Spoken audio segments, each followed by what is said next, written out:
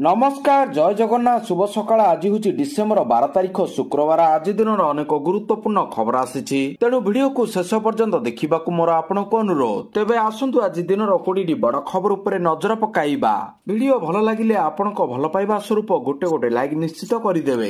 एथिसह आपण केउं जिल्लार एही खबर देखुचंती कमेंट करी जणाइदेवे। आजिर प्रथम खबर भिन्नक्षम पिलांक पई सर्वे निर्देश। भिन्नक्षम पिलांको अधिकारी खोजिबे। 6 वर्ष बयसर भिन्नक्षम पिला सर्वे पर निर्देश। सर्वे को 31 डिसेम्बर सुधा समाप्त करने को जिला सामाजिक सुरक्षा अधिकारी मानक निर्देश। सर्वे रे सहयोग करिवे अंगनवाड़ी कर्मी। पितामाता एवं जत्न नेउथिबा व्यक्ति मध्य सचेतनता सृष्टि करने सह सेमानकु तथ्य संग्रहर गुरुत्व विषय सचेतन कराजिबो। अक्षम पिलामानक फोटोग्राफ पई सम्मति समेत सठिक सूचना बांटिबाकू उत्साहित कराजिबो। भिन्नक्षम पिलामानक पई उन्नत स्वास्थ्य सेवा प्रारंभिक हस्तक्षेप और उन्नति पई सर्वे हेबो।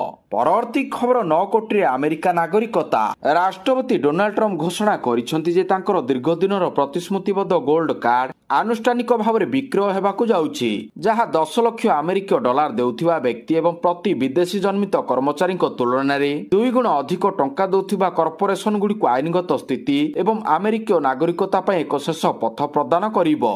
अमेरिका राष्ट्रपति डोनाल्ड ट्रम्प देशर नागरिकता पाइबा पई नुआ गोल्ड कार्ड लॉन्च करिसेंति, जहार मूल्य $1 मिलियन धार्य करिसेंति, अर्थात 8 कोटी 97 लाख टंका देले मिलिबा अमेरिकार नागरिकत्व। परवर्ती खबर कटक रे नुआ तहसील ऑफिस और सब रजिस्टर ऑफिस भित्तिप्रस्तर स्थापित कले मुख्यमंत्री मोहन चरण माझी कटक सहर गस्तरे जाई कटकर स्पेशल सर्किट हाउस नुआ आनेक्स बिल्डिंग समेत नुआ तहसील ऑफिस और सब रजिस्टर ऑफिस पर भित्तिप्रस्तर स्थापन करिसेंति। Special circuit house building T 5 महला विशिष्ट कराजिबो। प्राय 20,175 वर्गमीटर जगह बिल्डिंग पर 13 कोटी 28 लाख टंका खर्च कराजिबो। तहसील ऑफिस और सब रजिस्टर ऑफिस 4 महला विशिष्ट एई बिल्डिंग टी प्राय 3,672 वर्गमीटर अंचल रे 18 कोटी 80 लाख टंका विनियोग रे निर्माण कराजिबो। परवर्ती खबर भारत को 51 रन रे हराइला दक्षिण आफ्रिका। न्यू चंडीगढ़ महाराजा यादवेंद्र सिंह अंतर्जातीय क्रिकेट स्टेडियम ठारे खेला जाउतिबा द्वितीय T20 रे भारत को 51 रन रे परास्त करिछि दक्षिण आफ्रिका।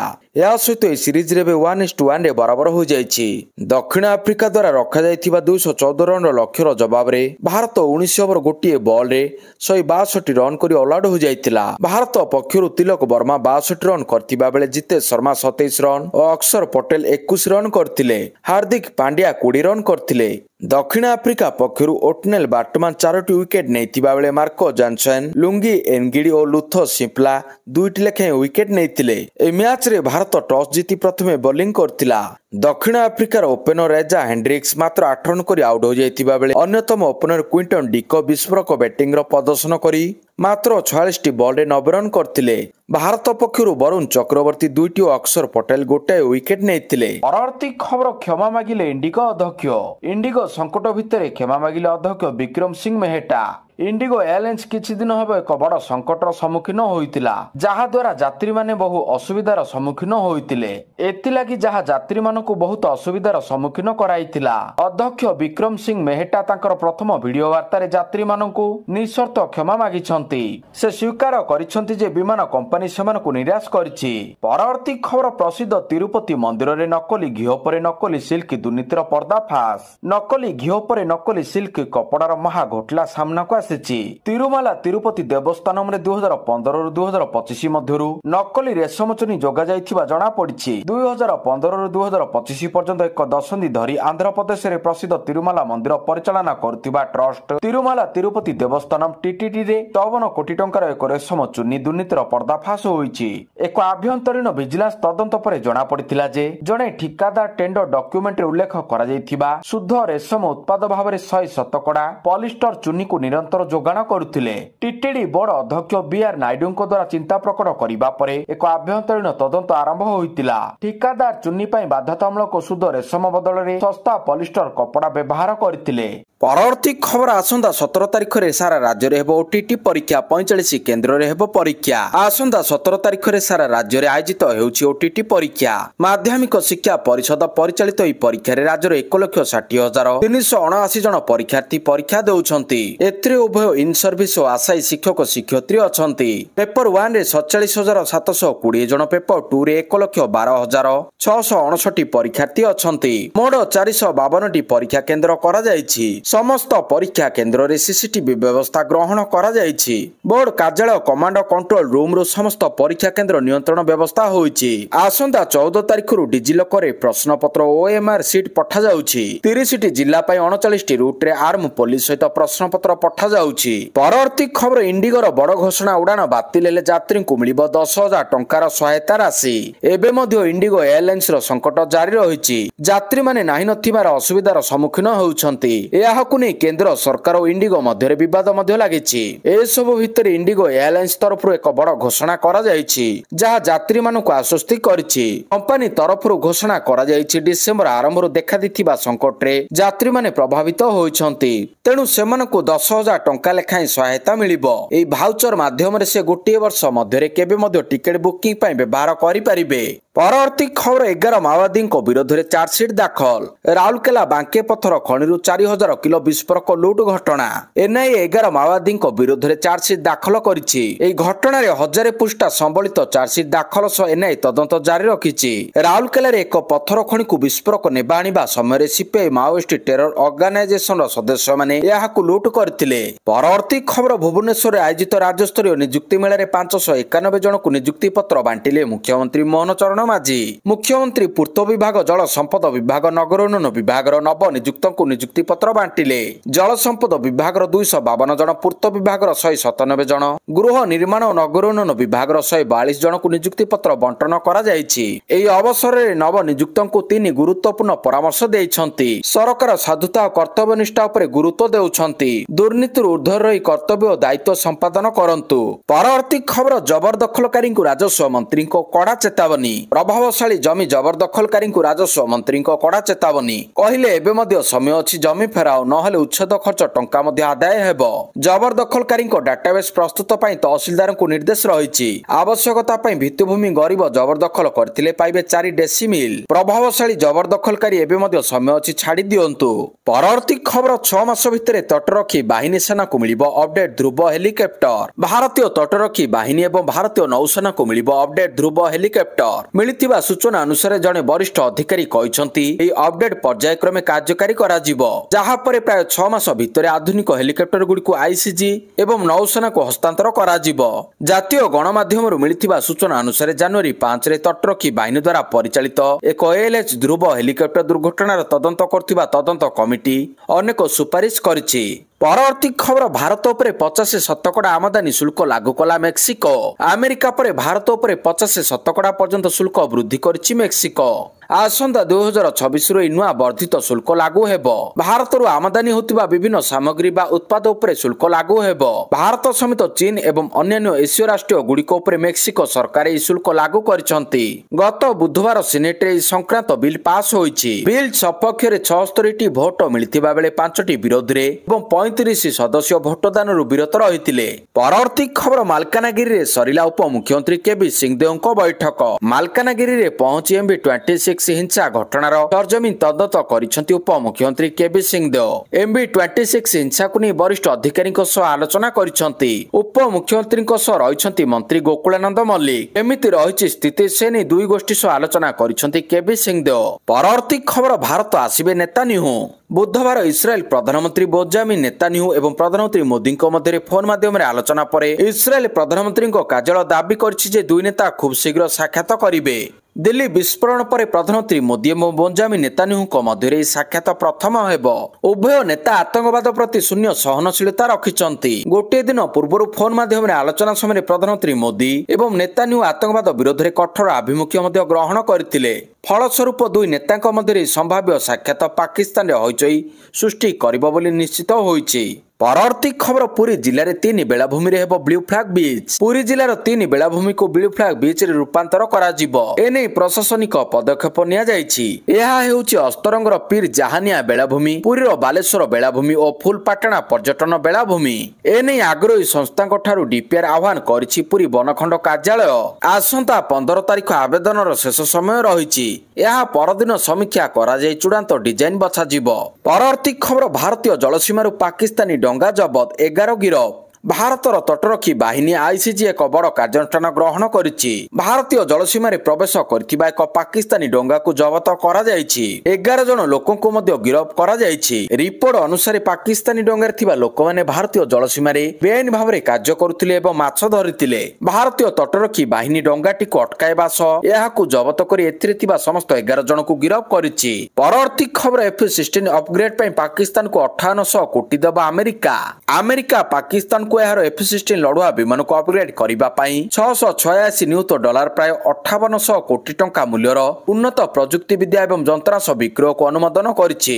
ଆମେରିକା ପ୍ରତିରକ୍ଷା ସୁରକ୍ଷା ସହଯୋଗ ଏଜେନ୍ସି DSCA ଏହି ସମ୍ପର୍କରେ ଆମେରିକୀୟ କଂଗ୍ରେସକୁ ଏକ ଚିଠି ପଠାଇଛି। ପ୍ରସ୍ତାବିତ ବିକ୍ରୟକୁ ସମୀକ୍ଷା କରିବା ପାଇଁ କଂଗ୍ରେସ ପାଖରେ 30 ଦିନ ସମୟ ଅଛି। ପରବର୍ତ୍ତୀ ଖବର ପୂର୍ବ ISI ମୁଖ୍ୟଙ୍କୁ 14 ବର୍ଷ ଜେଲ। ପାକିସ୍ତାନୀ ଗୁଇନ୍ଦା ସଂସ୍ଥା ଇଣ୍ଟର ସର୍ଭିସେସ୍ ଇଣ୍ଟେଲିଜେନ୍ସ ISI ର ପୂର୍ବତନ ମୁଖ୍ୟ ଫୈଜ ହମିଦକୁ 14 ବର୍ଷ ଜେଲ।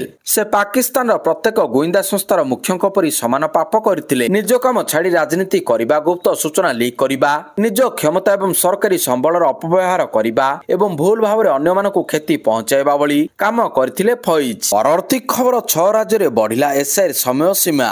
ଭାରତର ନିର୍ବାଚନ କମିଶନ EC 6ଟି ରାଜ୍ୟ ଏବଂ କେନ୍ଦ୍ରଶାସିତ ଅଞ୍ଚଳରେ ସ୍ୱତନ୍ତ୍ର ଭୋଟର ତାଲିକା ସଂଶୋଧନ SIR ପାଇଁ ସମୟ ସୀମା ବୃଦ୍ଧି କରିଛନ୍ତି। ଭୋଟର ତାଲିକାକୁ ନିର୍ଭୁଲ କରିବା ପାଇଁ ପଦକ୍ଷେପ ନିଆଯାଇଛି। ଉତ୍ତରପ୍ରଦେଶରେ ଫର୍ମ ଦାଖଲ କରିବାର ସମୟ ସୀମା 15 ଦିନ ବୃଦ୍ଧି କରାଯାଇଛି। ତାମିଲନାଡୁ ଏବଂ ପଡୁଚେରୀରେ ଏହି ସମୟ ସୀମା 3 ଦିନ ବୃଦ୍ଧି କରାଯାଇଛି। ମଧ୍ୟପ୍ରଦେଶ, ଛତିଶଗଡ଼, ଆଣ୍ଡାମାନ ଏବଂ ନିକୋବର ଦ୍ୱୀପପୁଞ୍ଜକୁ ଅତିରିକ୍ତ 7 ଦିନ ପ୍ରଦାନ କରାଯାଇଛି। ପରବର୍ତ୍ତୀ ଖବର ରାଜ୍ୟ ସରକାରଙ୍କ ବଡ଼ ଘୋଷଣା, ବରଗଡ଼ ଧନୁଯାତ୍ରାକୁ କୋଟିରୁ ଅଧିକ ମିଳିବ ଅନୁଦାନ। ବରଗଡ଼ ଧନୁଯାତ୍ରାକୁ ଆହୁରି ଭବ୍ୟ କରିବା ପାଇଁ ସରକାରଙ୍କ ପକ୍ଷରୁ ଆରମ୍ଭ ହୋଇଛି ପ୍ରୟାସ। ଧନୁଯାତ୍ରା ପାଇଁ ଅନୁଦାନ ରାଶି ବଢାଇଛନ୍ତି ରାଜ୍ୟ ସରକାର। 1 କୋଟିରୁ ମଧ୍ୟ ଅଧିକ ଟଙ୍କା ଅନୁଦାନ ଦେବା ପାଇଁ ନିଷ୍ପତ୍ତି ହୋଇଛି। 200 କଳାକାରଙ୍କୁ 10,000 ଟଙ୍କା ଲେଖାଏଁ ସମ୍ମାନ ରାଶି ମିଳିବା ନେଇ ନିଷ୍ପତ୍ତି ହୋଇଛି, ଯାହାକୁ ସ୍ୱାଗତ କରିଛନ୍ତି ଧନୁଯାତ୍ରା କମିଟି ଓ ବରଗଡ଼ବାସୀ। ଡିସେମ୍ବର 24 ରୁ ଜାନୁଆରୀ 3 ତାରିଖ ଯାଏଁ ଦୁଲୁକିବ ମଞ୍ଚ ଓ ରାଜା ଦରବାର। ପରବର୍ତ୍ତୀ ଖବର ଭୟଙ୍କର ଦୁର୍ଘଟଣା, 100 ଫୁଟ ତଳକୁ ଖସିଲା ବସ୍, 18 ମୃତ। ଅରୁଣାଚଳ ପ୍ରଦେଶର ଅଞ୍ଜାଓ ଜିଲ୍ଲାରେ ଏକ ହୃଦୟ ବିଦାରକ ଦୁର୍ଘଟଣା ଘଟିଛି। ଶ୍ରମିକମାନଙ୍କୁ ନେଇ ଯାଉଥିବା ଏକ ଟ୍ରିପ୍ ବିପଦଜନକ ପାହାଡ଼ିଆ ରାସ୍ତାରୁ ଖସି ପଡ଼ି 1000 ଫୁଟ ଗଭୀର ଖାଲରେ ପଡ଼ିଛି। ଏହି ଦୁର୍ଘଟଣାରେ ପ୍ରାୟ 22 ଜଣ ଶ୍ରମିକଙ୍କର ମୃତ୍ୟୁ ଘଟିଥିବା ବେଳେ କେବଳ ଜଣେ ଶ୍ରମିକଙ୍କୁ ଜୀବନ୍ତ ଉଦ୍ଧାର କରାଯାଇଛି। ମିଳିଥିବା ସୂଚନା ଅନୁସାରେ ଅରୁଣାଚଳ ପ୍ରଦେଶର ହେଲଙ୍ଗଚାଗ ଲାଘମ ରାସ୍ତାର ମେଟେଙ୍ଗଲିଆଙ୍ଗ ନିକଟରେ ଏହି ଦୁର୍ଘଟଣା ଘଟିଛି। ପରବର୍ତ୍ତୀ ଖବର ପୂର୍ବ ସରକାରଙ୍କୁ ମୁଖ୍ୟମନ୍ତ୍ରୀଙ୍କ କଡ଼ା ଟାର୍ଗେଟ। ମୁଖ୍ୟମନ୍ତ୍ରୀ ମୋହନ ଚରଣ ମାଝୀ ଗୁରୁବାର ଆୟୋଜିତ ହୋଇଥିବା ନିଯୁକ୍ତି ମେଳାରେ ପୂର୍ବ ସରକାରଙ୍କୁ କଡ଼ା ଟାର୍ଗେଟ କରିଛନ୍ତି। ମୁଖ୍ୟମନ୍ତ୍ରୀ ସମାଲୋଚନା କରି କହିଛନ୍ତି, ପୂର୍ବ ସରକାରରେ ନିୟମିତ ନିଯୁକ୍ତି ଦିଆଯାଉନଥିଲା। ଯେଉଁ ଅଧିକାରୀଙ୍କ କାର୍ଯ୍ୟକାଳ ସରୁଥିଲା ତାହା ମଧ୍ୟ ପୂରଣ କରାଯାଉନଥିଲା, ବରଂ କେତେକଙ୍କୁ ଠିକା କର୍ମଚାରୀ ଭାବରେ ରଖି କାମ ଚଳାଇ ନିଆଯାଉଥିଲା। ନିୟମିତ କର୍ମଚାରୀ ନଥିବାରୁ ବଜେଟ୍ ଖର୍ଚ୍ଚ ହୋଇପାରୁନଥିଲା। ଆଉଟସୋର୍ସିଂ କର୍ମଚାରୀ ରହିଲେ ତଥ୍ୟ ବାହାରକୁ ଯିବା ଆଶଙ୍କା ରହୁଛି ବୋଲି ମୁଖ୍ୟମନ୍ତ୍ରୀ କହିଛନ୍ତି। ଭାଜପା ସରକାରରେ 17 ମାସରେ 37,916 ଜଣଙ୍କୁ ନିଯୁକ୍ତି ମିଳିଛି। ନିଯୁକ୍ତି ମେଳାରେ ଏପରି ସୂଚନା ଦେଇଛନ୍ତି ମୁଖ୍ୟମନ୍ତ୍ରୀ। ପରବର୍ତ୍ତୀ ଖବର, BSF ପୋଷ୍ଟ ନିକଟକୁ ଯାଆନ୍ତୁ ନାହିଁ, ମମତା ବାନାର୍ଜୀଙ୍କ ଚେତାବନୀ ଶୁଣି ଚିନ୍ତାରେ ଲୋକେ। ପଶ୍ଚିମବଙ୍ଗରେ ଭୋଟର ତାଲିକାର ସ୍ୱତନ୍ତ୍ର ଭୋଟର ସଂଶୋଧନ SIRକୁ ନେଇ ଚାଲିଥିବା ବିବାଦ ମଧ୍ୟରେ ତୃଣମୂଳ କଂଗ୍ରେସ ନେତ୍ରୀ ତଥା ମୁଖ୍ୟମନ୍ତ୍ରୀ ମମତା ବାନାର୍ଜୀ ଏକ କୃଷ୍ଣନଗର ରାଲିରେ ଉତ୍ତେଜକ ବକ୍ତବ୍ୟ ଦେଇଛନ୍ତି। ସେ ରାଜ୍ୟର ମହିଳାମାନଙ୍କୁ ଚେତାବନୀ ଦେଇ କହିଛନ୍ତି, ଯଦି SIR ସମୀକ୍ଷା ସମୟରେ ସେମାନଙ୍କ ନାମ ଭୋଟର ତାଲିକାରୁ କାଟି ଦିଆଯାଏ ତେବେ ସେମାନେ ରୋଷେଇ ଉପକରଣ ସହିତ ପ୍ରସ୍ତୁତ ରହିବା ଉଚିତ। ସେ କହିଛନ୍ତି, ମହିଳାମାନେ ଆଗରେ ରହି ଲଢ଼ିବେ ଏବଂ ପୁରୁଷମାନେ ସେମାନଙ୍କ ପଛରେ ରହିବେ। ମୁଖ୍ୟମନ୍ତ୍ରୀ ମମତା ବାନାର୍ଜୀ ମହିଳାମାନଙ୍କୁ ସେମାନଙ୍କ ଅଧିକାର ରକ୍ଷା ପାଇଁ ଆହ୍ୱାନ କରିଛନ୍ତି ଏବଂ SIR ନାମରେ କୌଣସି ପ୍ରକାର ଅଧିକାର ଛଡ଼ାଇ ନେବାକୁ ଦେବେ ନାହିଁ ବୋଲି କହିଛନ୍ତି। ସେ ସୀମାନ୍ତ ଅଞ୍ଚଳର ଲୋକଙ୍କୁ ଏକ ବିଶେଷ ଅନୁରୋଧ କରିଛନ୍ତି, BSF ପୋଷ୍ଟ ନିକଟକୁ ଆଦୌ ଯାଆନ୍ତୁ ନାହିଁ। ପରବର୍ତ୍ତୀ ଖବର ଦିବ୍ୟାଙ୍ଗଙ୍କ ପାଇଁ ସହଜ ହେବ ଜଗା ଦର୍ଶନ। ଏଣିକି ଶ୍ରୀମନ୍ଦିରରେ ଦିବ୍ୟାଙ୍ଗ ଭକ୍ତଙ୍କୁ ମିଳିବ ସ୍ୱତନ୍ତ୍ର ଦର୍ଶନ ସୁବିଧା। ଦିବ୍ୟାଙ୍ଗଙ୍କ ଦର୍ଶନ ପାଇଁ ଆସିବ ସ୍ୱତନ୍ତ୍ର ମାର୍ଗଦର୍ଶିକା। ପ୍ରସ୍ତାବିତ ମାର୍ଗଦର୍ଶିକା ଆଗାମୀ ଶ୍ରୀମନ୍ଦିର ଛତିଶା ନିଯୋଗ ବୈଠକରେ ଉପସ୍ଥାପନ କରାଯାଇ ଏହାକୁ କାର୍ଯ୍ୟକାରୀ କରାଯିବ ବୋଲି ଜିଲ୍ଲାପାଳ କହିଛନ୍ତି। କାଳିଆ ସାଆନ୍ତଙ୍କ ପାଖେ ସମାନ ସବୁ ଭକ୍ତ। ଧନୀ ଗରିବ ଉଚ୍ଚ ନିଚ କୌଣସି ପ୍ରଭେଦ ଦେଖେନି କାଳିଆ। ସମସ୍ତଙ୍କୁ ଦେଇଥାଏ ଦର୍ଶନ। ଦିବ୍ୟାଙ୍ଗ ବା କେମିତି ବାଦ୍ ପଡନ୍ତେ ଦର୍ଶନରୁ। ଖୁବ୍ ଶୀଘ୍ର ଦିବ୍ୟାଙ୍ଗମାନେ ଶ୍ରୀମନ୍ଦିରରେ ସହଜରେ ଶ୍ରୀଜୀଉଙ୍କୁ ଦର୍ଶନ କରିବାର ସୁଯୋଗ ପାଇବେ। ଶ୍ରୀମନ୍ଦିର ଉତ୍ତର ଦ୍ୱାର କୁର୍ମବେଡା ଠାରୁ ସ୍ୱତନ୍ତ୍ର ରାମ୍ପ ହୋଇଥିବା ବେଳେ ଏଥିଲାଗି ଖୁବ୍ ଶୀଘ୍ର ଆସିବ ସ୍ୱତନ୍ତ୍ର ମାର୍ଗଦର୍ଶିକା। ପରବର୍ତ୍ତୀ ଖବର ପ୍ରଦୂଷଣରେ ବର୍ଷକୁ ଯାଉଛି 15 ଲକ୍ଷ ଜୀବନ। ବିଶ୍ୱର ପ୍ରତିଷ୍ଠିତ ମେଡିକାଲ ପତ୍ରିକା ଲାସେଣ୍ଟ ଦ୍ୱାରା ପ୍ରକାଶ ପାଇଛି ଚିନ୍ତାଜନକ ରିପୋର୍ଟ। ଭାରତରେ ପ୍ରତିବର୍ଷ 15 ଲକ୍ଷ ଲୋକଙ୍କର ପ୍ରଦୂଷଣ ଜନିତ ମୃତ୍ୟୁ ହେଉଛି। ଦେଶରେ ମୃତ୍ୟୁର ଏକ ମୁଖ୍ୟ କାରଣ ହେଉଛି ପ୍ରଦୂଷଣ।